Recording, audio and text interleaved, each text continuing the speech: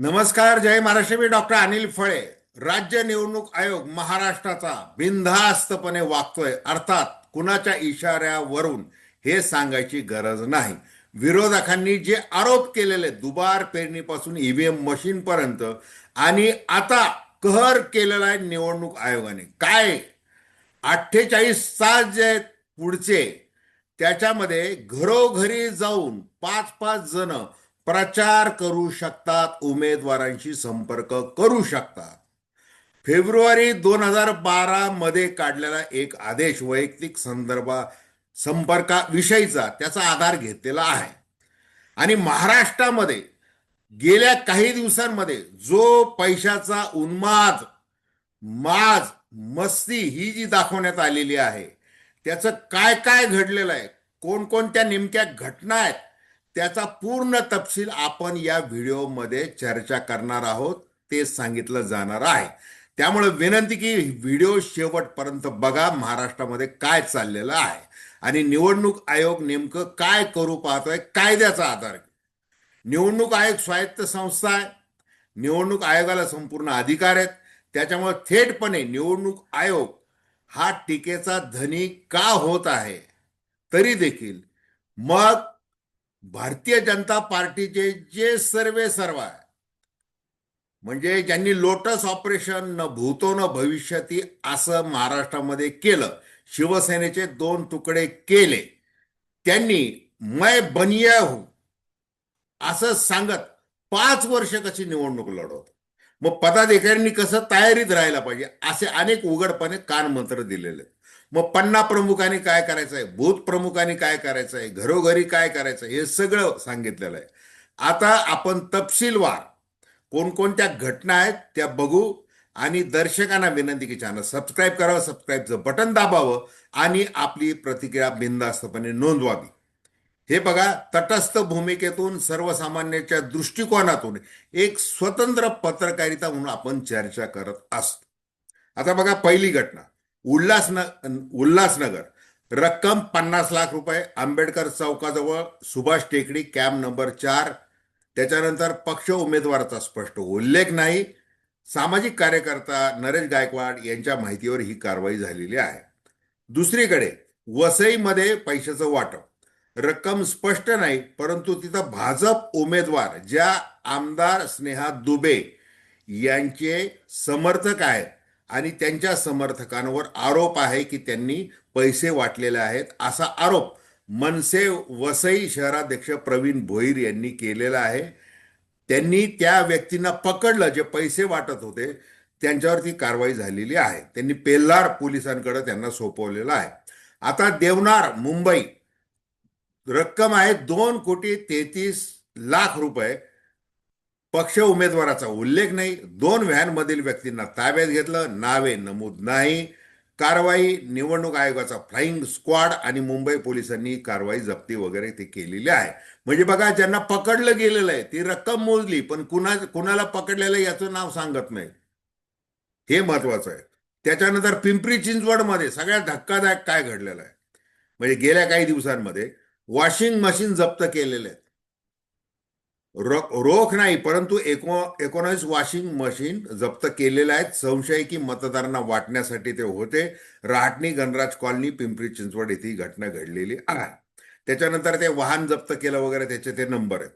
आता सगळ्यात मोठी धक्कादायक गोष्ट, मुंबईमध्ये मोठ्या प्रमाणात रोख आणि अंमली पदार्थ जप्त केलेले आहेत. रोख रक्कम आहे 3,10,00,000 रुपये. अंमली पदार्थ 55 किलो आहेत, ज्याची किंमत 44,95,00,000 इतकी किंमत आहे. आता मुंबईत 23 ठिकाणी हे घडलेलं आहे. सर्वात मोठी जप्ती जोगेश्वरीला झालेली आहे. अर्थातच पक्षाचा उमेदवारांचा उल्लेख नाही. 29 व्यक्तींवर कारवाई केलेली आहे. 16 कॉग्निझेबल आहेत, 13 नॉन कॉग्निझेबल आहेत. असं प्रकारे ते चाललेलं आहे. म्हणजे माल पकडला जातो, परंतु व्यक्तीचं नाव काय हे पोलिसांना कळत नाही. लक्षात घ्या याच्यावरून काय आहे. त्याच्यानंतर मुंबईवर CSMT जवळ 40,000 रुपये पकडले. त्याच्यानंतर पक्ष व्यक्तीचा उल्लेख नाही. फ्लाइंग स्क्वॉडनी कारवाई केली. त्याच्यानंतर नालासोपारामध्ये म्हणजे पालघर जिल्ह्यामध्ये 10,09,000 रुपये रोख बेल्लार ब्रिज जवळ मध्यरात्री पकडले. 2 ऍक्टिवा, दुचाकी वरून ते सगळं रक्कम नेली जात होती. दोघांना ताब्यात घेतलेलं आहे पोलिसांनी. त्याच्यानंतर जळगाव इकडे खानदेशामध्ये 29 लाख रुपये रोख, सोने चांदी पकडलं गेलेलं आहे.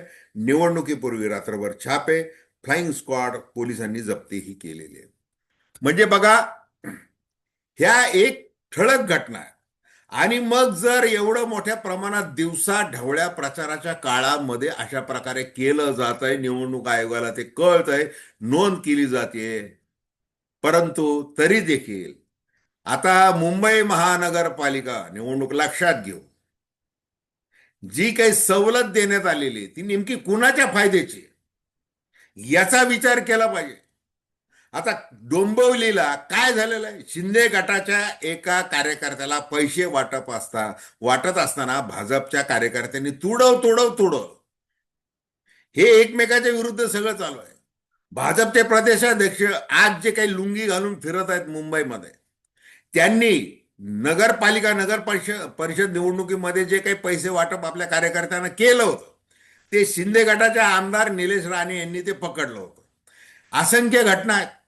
आणि या सगळ्या घटनांचा कुठेही विचार न करता, त्याची नोंद न घेता, राज्य निवडणूक आयोगाला काय सुचलं शहाणपण, की आता प्रचार काल संध्याकाळी जरी थांबलेला असला तरी उमेदवारांनो, कार्यकर्त्यांनो, तुम्ही काय करा, हातात पत्रक घेऊन जाऊ नका, त्याला परवानगी नाही. मग तुम्ही काय करा, घरोघरी जा. किती जण जा? फक्त 5 जण जा. 6वा देखील कार्यकर्ता चालणार नाही. मग आता पैशाचे पाकिट द्यायचे, मतांचा रेट ठरवायचा.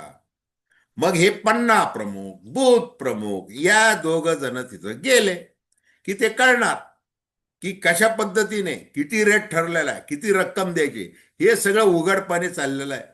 आरोप प्रत्यारोप राजकीय होणारच आहेत. परंतु हे जे काही समोर दृश्य दिसतंय, मग निवडणूक आयोगावर जे आरोप होत आहेत त्याच्यामध्ये तथ्यच नाही असं कसं म्हणायचं? त्याच्यात जरूर तथ्य आहे. सत्याचा मोर्चा राज ठाकरे, उद्धव ठाकरे आणि काँग्रेसच्या कार्यकर्त्यांनी काढला. शरद पवार देखील त्या मोर्चामध्ये होते. निवडणूक आयोगाला सांगितलं, तुम्ही दुबार मतदारांचा, बोगस मतदारांचा बंदोबस्त करा. त्यावेळेला दिनेश वाघमारे जे राज्य निवडणूक आयोगाचे आहे ते म्हणाले, आमच्याकडे तो अधिकार नाही, तो केंद्रीय निवडणूक आयोगाकडे तो आहे, मतदार यादीमध्ये काय सुधारणा करायची वगैरे वगैरे वगैरे. आणि मग 1 जुलै असं गृहीत धरून त्यांनी त्या निवडणुका लावल्या आणि ते दुबार मतदार काढले नाही. त्याच्यावर म्हणे आम्ही स्टार मारलेले आहेत आणि घरोघरी त्या दुबार मतदारांना जाऊन विचारतोय की तुम्ही कुठे मतदान करणार. हा सगळा गोंधळ आहे. त्याच्यामुळं मनसे प्रमुख राज ठाकरे यांनी सांगितलेल्या आपल्या मनसेंना, जर असा दिसला दुबार मतदार, बोगस मतदार, तर तिथंच वाजवा. मग आता जर मग वाजवला तर पुन्हा कायदा सुव्यवस्था कोण भंग करताय, कोण कायदे हातामध्ये घेत आहे, यावर प्रवचन जोडायला भारतीय जनता पार्टीचे सगळे विद्वान कार्यकर्ते समोर येणार आहे. म्हणजे हे काय चाललेलं आहे महाराष्ट्रामध्ये.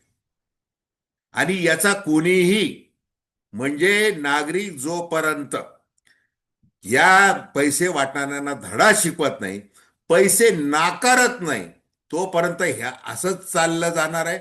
आणि निवडणुकीमध्ये जो बाजार भरवला जातोय, लोकशाहीची हत्या पाडली जाते, सगळं काय होतंय ते फक्त आपण असंच बघत बसायचं का, याचा विचार प्रत्येक सुजाण नागरिकांनी केला पाहिजे, इतकंच.